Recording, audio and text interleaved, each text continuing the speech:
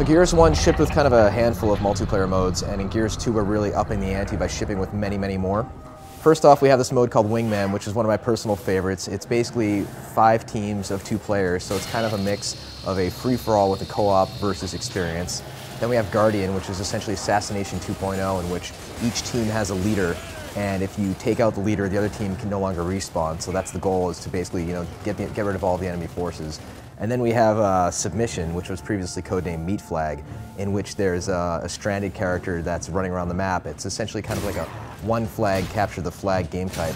Knock them down, take them hostage, drag them to another point, and win the round. And all of these modes coming together add up to kind of a very, very fun and tremendous multiplayer package.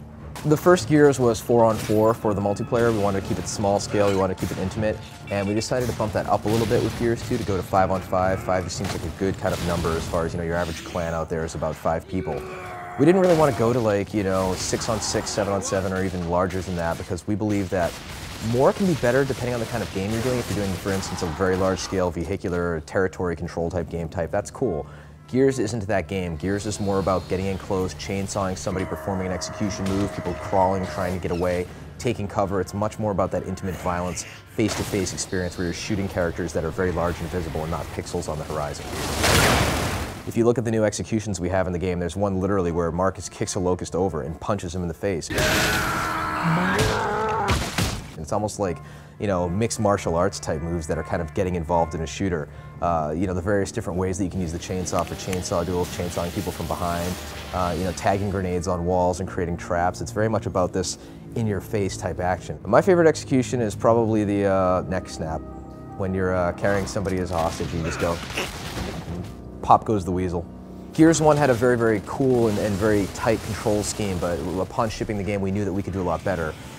We have literally like 400 plus different tweaks to the cover system, to the responsiveness of the game, the angle that the player's facing when he enters cover. We do a lot of code to figure out what the proper way is for him to face, how long it takes for him to pop up from cover, the preferred angle of blind fire, how you get into cover when you roadie run. We made it so the players don't accidentally slam into the wall like they did in Gears 1 when they roadie run. You can interrupt a SWAT turn. I mean, there's so many different tweaks that really add up to what I believe is the definitive cover-based shooter on the market. In the first Gears, we had the Hammer Burst, which is kind of a burst rifle, and it was a good weapon, but we felt like we could really kind of take that to the next level. So we reduxed the design of the weapon to make it look a lot more like a traditional gun. We added a little bit of a scoping ability. We made the gun also fully automatic, but a slightly slower firing rate, and also added the ability for players to hit fire to fan the shots at the trade-off of having a far more significant kick. We also added in a burst pistol, which is a very heavy Locust pistol called the Gorgon. And this is incredibly useful if you take somebody as a Meat Flag hostage and you carry them around, and then you have this pistol and you can essentially take out enemies in like 2 bursts while you have this defensive shield that protects you for a while. We also have a metal shield that you can carry around, which you get off of a large boomer class. You can use that planted in the ground, and your enemies can actually kick it over as a defensive mechanism.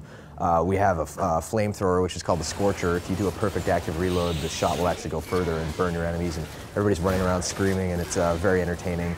Basically, the Locusts are back, and they have all sorts of interesting new ways to make life very difficult for the COG and the various gears. One of the cool new enemies is a Scorch Drone, and he's a Locust that has a new helmet and a flame backpack, and he wields the Scorcher. And when he starts coming at you, you can see him from basically a mile away. And if you can get a shot on him, you can essentially blow up his backpack, and 2 or 3 bullets, and the flames will start shooting out of it, and eventually he will pop and take out any enemies that are adjacent to him, which is tremendously fun. So a lot of players playing Gears 1 had concern about host advantage, since Gears is a client-server architecture, not a peer-to-peer architecture.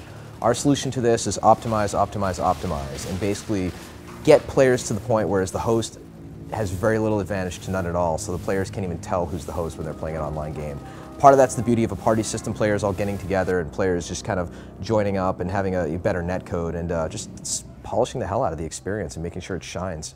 The Gears of War 2 is coming out this November when it gets a little bit chilly, so get ready.